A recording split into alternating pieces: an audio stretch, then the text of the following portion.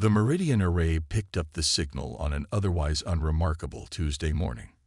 Humanity's most advanced deep space monitoring station, stretching across the dark side of the moon, detected something that made its quantum computers pause, recalculate, and finally sound an alarm that hadn't been used in its 15 years of operation.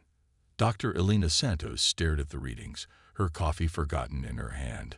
"This can't be right," she whispered, but the numbers didn't lie. A fleet of objects was decelerating from near-light speed, and they were heading straight for Earth. Within hours, every major space agency and military command center on Earth was at full alert. The objects, now clearly visible as ships of some kind, had taken up position just beyond Mars' orbit. Their design defied conventional physics, all sharp angles and impossible geometries that seemed to fold in on themselves. Then came the message, broadcast simultaneously on every frequency humanity used for communication. The aliens called themselves the Nexus, and they claimed to represent a coalition of advanced species that had ruled this arm of the galaxy for millennia. "Your civilization has been monitored since you first split the atom," the transmission stated in perfect English. "Your technological progress, while amusing, remains primitive by our standards. Your continued independent existence poses an unnecessary risk to galactic stability." Admiral Sarah Chen, commander of Earth's United Space Defense Force, watched the message replay in the Pentagon's crisis room. Unlike many others present, she didn't show fear. Instead, she wore the slight smile of someone who had just confirmed a long-held suspicion. "They think we're primitive," she said, interrupting the heated discussions around her. "Good. That's exactly what we wanted them to think." The room fell silent as Chen stood, her ceremonial uniform pristine despite the 18 hours she'd been wearing it. "Ladies and gentlemen, it's time to activate Project Oracle." Few people knew that humanity's apparent technological progress, the clumsy rockets, the inefficient fusion reactors, the basic AI systems, was largely a carefully crafted facade. For the past 30 years, ever since the first hints of alien observation were detected, Earth's best minds have been working on something far more ambitious. Deep beneath the Atacama Desert, in a facility that officially didn't exist, Dr. Marcus Zhang led Chen through security checkpoints that used technology that would have seemed impossible to most humans, let alone their alien observers. "The quantum consciousness matrix is ready," Zhang reported as they entered the heart of the facility. "We've been running simulations nonstop since the fleet was detected." The chamber they entered housed what appeared to be a simple black cube, floating unsupported in the center of the room. But there was nothing simple about it. The cube represented humanity's greatest achievement, a computer that didn't just process information, but actively rewrote the laws of probability itself. "How many scenarios have you run?" Chen asked, approaching the cube with reverence. 10 million, John replied. "In every simulation where we revealed our true capabilities too early, the Nexus destroyed us. But in scenarios where we maintained the deception until the right moment." He trailed off, grinning. Chen nodded. "Prepare the Lazarus Protocol. If they want to see primitive humans, we'll give them the greatest performance in history." Above Earth, the Nexus fleet commenced what they considered a standard intimidation display. Their ships, each larger than Earth's largest cities, began systematic demonstrations of their weapon systems. They vaporized satellites, carved their symbol into the moon's surface, and generated gravitational distortions that caused tsunamis on Earth's oceans. To all their sensors, Earth's military response appeared pathetically inadequate. Primitive chemical rockets carried nuclear weapons that the Nexus ships swatted aside with contemptuous ease. Radio communications between Earth's forces were filled with panic and confusion. But beneath the surface, humanity's real defense grid was coming online. The quantum consciousness matrix had already mapped every possible future of the coming battle, calculating probabilities that existed outside normal spacetime. And in the Atacama facility, Dr. Zhang made the final adjustments to humanity's true weapon, a system that didn't just predict the future, but actively chose which future would become reality.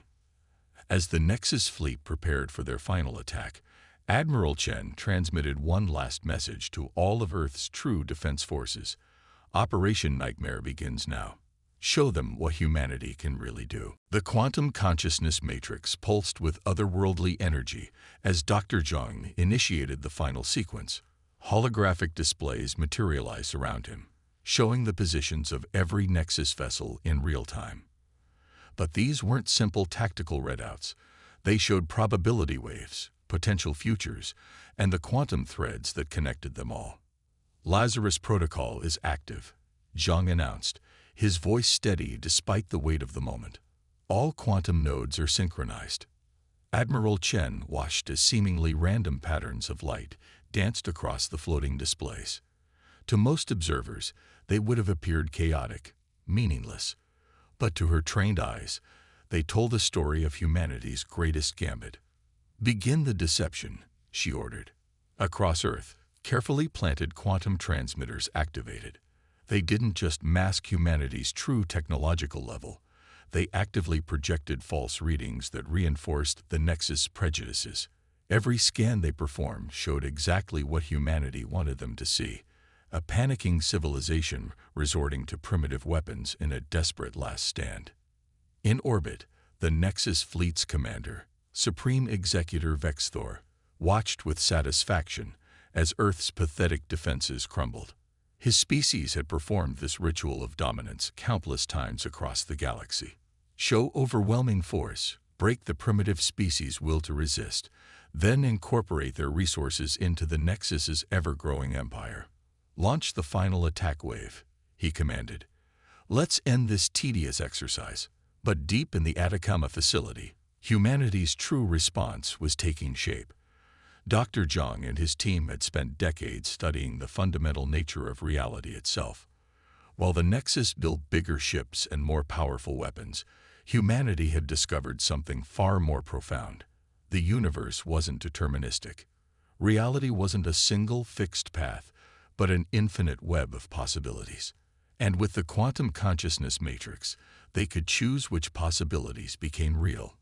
"Sir," one of Zhang's assistants called out, "we're detecting anomalous energy signatures from the Nexus fleet. They're weapon systems. They're different from our simulations." Zhang frowned, studying the new data. The Nexus ships were indeed deploying something unexpected, weapons that seemed to bend space itself. They're using their reserve arsenal, he realized. Technology they usually keep hidden from primitive species. Admiral Chen's expression remained calm. "Can the Matrix adapt?" "It's already doing so," Zhang replied, watching as new probability patterns formed in the holographic displays. That's the beauty of quantum consciousness. It doesn't just predict, it learns. Every new variable makes it stronger. Above Earth, the Nexus fleet began their final approach. Their ships moved in perfect formation, weapons charged with enough power to reduce Earth's surface to molten slag. To their sensors, Earth's remaining defenses were negligible: a few orbital platforms, some ground-based missile sites, and a handful of antiquated space fighters. What they couldn't detect was the quantum field slowly encompassing their fleet. Every shot they fired, every maneuver they made, was being analyzed by the Matrix. Each action created new probability waves, new possibilities that humanity could exploit. "They're still broadcasting," Chen's communications officer reported. "More demands for surrender." Chen smiled. "Send them our response, just as we planned." The message that went out wasn't a surrender. It was a simple mathematical equation, one that described the true nature of quantum probability manipulation. To the Nexus, it would appear meaningless at first, just another example of primitive humans playing with concepts they couldn't possibly understand. But Zhang had encoded something special in that equation. As the Nexus computers automatically analyzed it, they would unknowingly create the very quantum resonance patterns that humanity needed to activate their trap. "Matrix synchronization at 85% and climbing," Zhang reported. The equation worked. Their own computers are helping us establish the quantum field. Around the world, hidden facilities similar to the one in Atacama powered up. Each contained a smaller version of the quantum consciousness matrix, all working in perfect harmony. They weren't weapon platforms in any conventional sense. They were reality engineers, preparing to rewrite the rules of what was possible. 90 seconds to optimal synchronization, Zhang announced. Admiral, once we activate the full quantum field, there's no going back. The energy requirements alone will reveal our true technological level to everyone watching. Chen nodded. We've hidden long enough. It's time to show the galaxy what humanity can really do. In orbit, Vexthor gave the order to fire.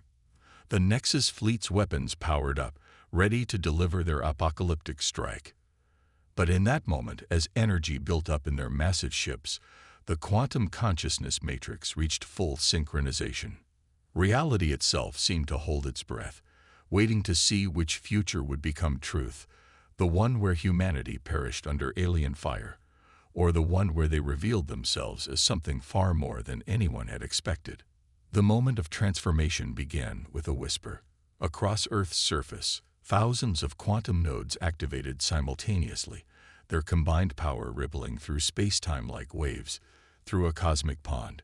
To the Nexus fleet's sensors, it must have looked like reality itself was beginning to unravel.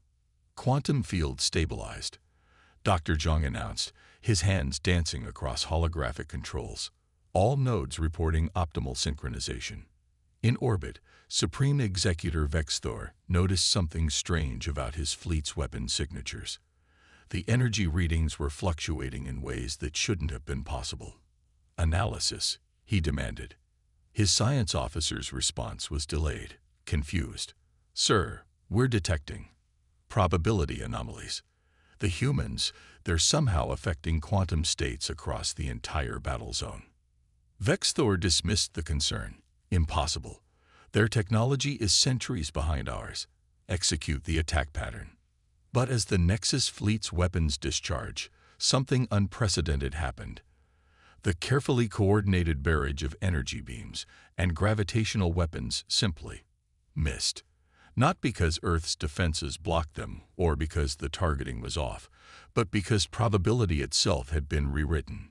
In the quantum realm that humanity now commanded, those shots had a 0% chance of hitting their targets.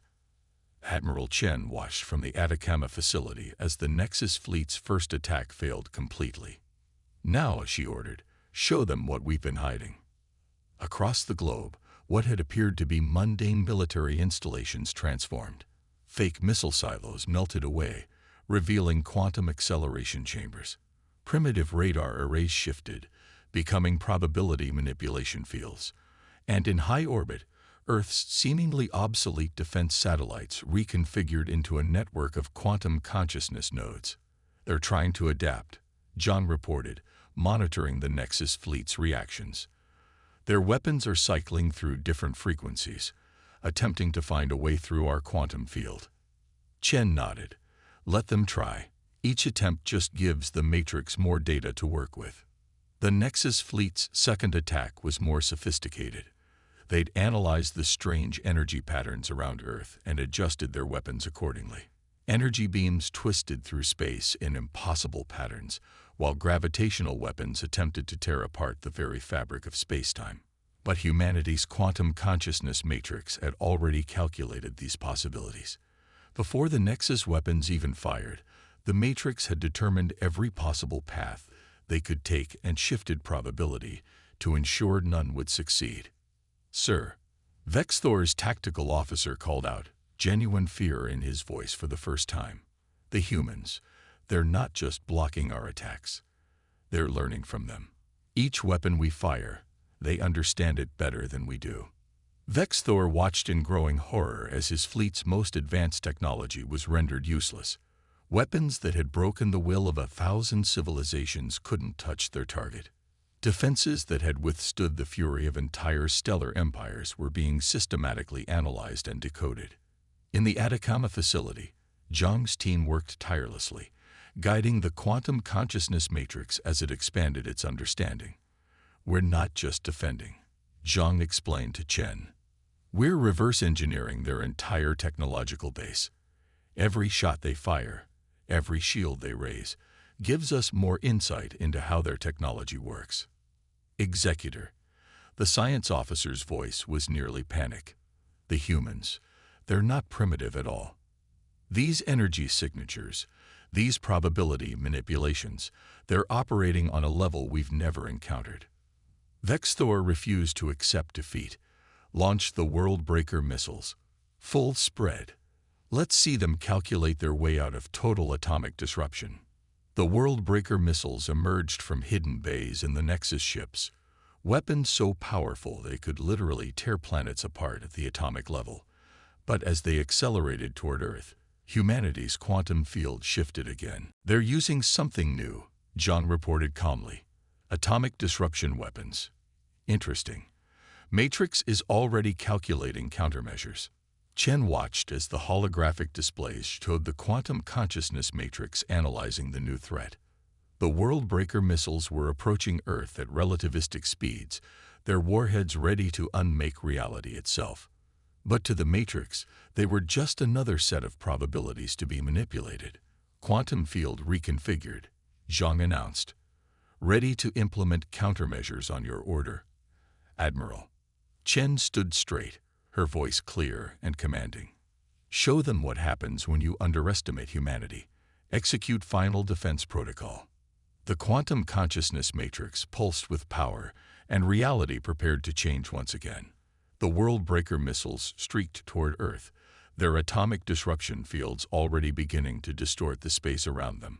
But as they entered the range of humanity's quantum field, something extraordinary happened. The missiles didn't explode, didn't miss, didn't malfunction. They simply ceased to exist. In the quantum probability space that humanity now controlled, there was zero chance of those weapons continuing to exist. The Matrix had calculated every possible quantum state of their existence and chosen the one where they never reached their target. Impossible. Vexthor's voice cracked with disbelief. Nothing can stop a world-breaker. Nothing. But humanity wasn't just stopping the Nexus weapons. They were about to demonstrate their own offensive capabilities. Dr. Zhang's fingers danced across his control interface as he initialized the Matrix's attack protocols. Quantum consciousness matrix at full combat capability, he reported. Beginning probability cascade. Admiral Chen nodded. Show them what humanity can really do when we stop pretending to be primitive. The quantum field surrounding Earth pulsed with new energy. Instead of just defending, it began to reach out toward the Nexus fleet. As it touched each ship, their supposedly impenetrable shields began to flicker and fail. What's happening? Vexthor demanded as warning signals blared across his command deck. How are they penetrating our defenses? His science officer's response was filled with awe and terror.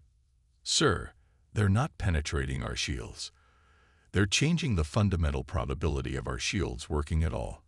In the quantum states they're creating, our technology has a 0% chance of functioning. Zhang watched the process with professional satisfaction. The Matrix isn't just attacking their ships, he explained to Chen. It's rewriting the very laws of physics in localized areas. In the spaces we control, their technology simply cannot work. One by one, the mighty ships of the Nexus fleet went dark. Weapons systems failed, engines shut down, and life support systems struggled to maintain atmosphere. But humanity wasn't interested in destruction. They had a different message to send. Quantum mapping complete, Zhang announced. We now understand their technology better than they do. Ready to proceed with the demonstration. Chen stepped forward. Open a channel to their command ship. When Vexthor's face appeared on the holographic display, his usual arrogance had been replaced by something approaching religious fear. Before he could speak, Chen began her prepared statement. Supreme Executor, you came to Earth expecting to find primitives playing with technology we barely understood. Instead, you found something your empire has never encountered before. A species that chose to appear weak while developing power you cannot comprehend. She gestured, and the quantum field shifted again. Across the Nexus fleet, Ships began to power back up, but now they operated under humanity's control. Every system, every weapon, every piece of technology responded to commands from the quantum consciousness matrix. While you were building bigger ships and stronger weapons, Chen continued, we were learning to manipulate the fundamental fabric of reality itself. Your technology is impressive, but it's bound by the conventional laws of physics. We've moved beyond such limitations. To demonstrate her point, she nodded to Zhang. The scientist initiated a simple command, and one of the Nexus's smaller vessels simply transformed. Its crystalline structure flowed like liquid, reforming into a perfect sphere before returning to its original shape. That was accomplished by shifting probability states, Chen explained to the stunned executor. We didn't destroy your ship or rebuild it. We simply chose the quantum reality where it was already a different shape. This is what humanity has achieved while you thought we were still struggling with basic fusion power. Vexthor found his voice at last. What? What do you want? Want? Chen smiled. We want what we've always wanted. To be left in peace to continue our development. But now we have a counteroffer for your empire. We've analyzed your technology, your methods, your entire approach to physics. We can show you how to move beyond the limitations you've accepted as unchangeable laws of nature. She paused, letting the implications sink in. You came here to conquer what you thought was a primitive species. Instead, you've encountered a civilization that can teach your empire how to transcend its current limitations. The choice is yours. Continue to view us as enemies to be conquered, or accept us as equals who can help you reach the next stage of technological evolution. The quantum consciousness matrix hummed softly in the background, maintaining its reality warping field around the Nexus fleet. With a thought, humanity could reduce the mighty armada to quantum probability clouds. But that wasn't their goal.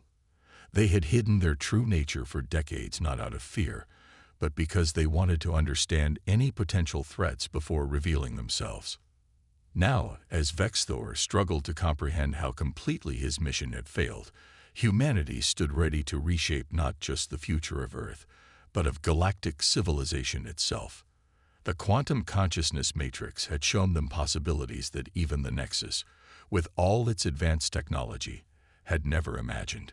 In the days following the confrontation with the Nexus fleet, Earth underwent a transformation. The carefully maintained facade of primitive technology fell away, revealing the true face of human civilization. Quantum probability fields shimmered visibly in the atmosphere, their ethereal patterns a constant reminder of humanity's leap beyond conventional physics. In the Atacama facility, Dr. Zhang and Admiral Chen hosted a delegation from the Nexus leadership. Supreme Executor Vexthor, now humbled by understanding of humanity's true capabilities, led the group through security checkpoints that operated on principles his scientists were still struggling to comprehend. Your quantum consciousness matrix, he said, watching the floating black cube with newfound respect.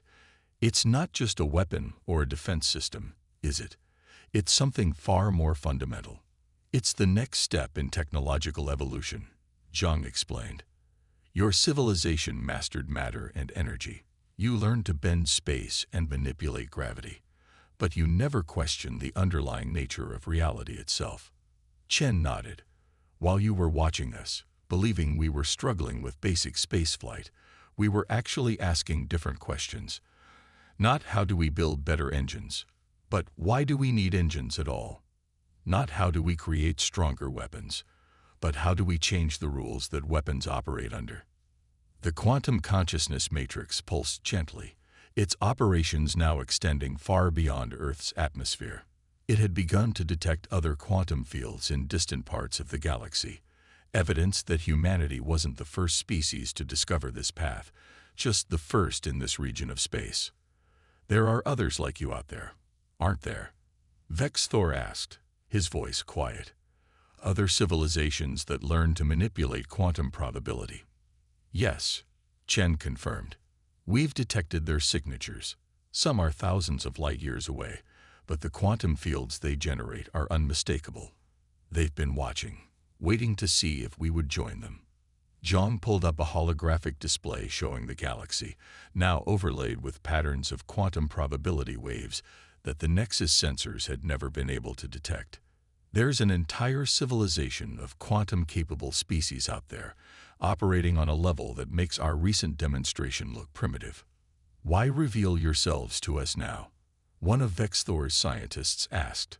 Why not continue hiding your true nature? Chen's expression was serious. Because the galaxy is changing. Those other quantum civilizations we detected, they're moving, converging. Something is coming, something that even they consider a threat.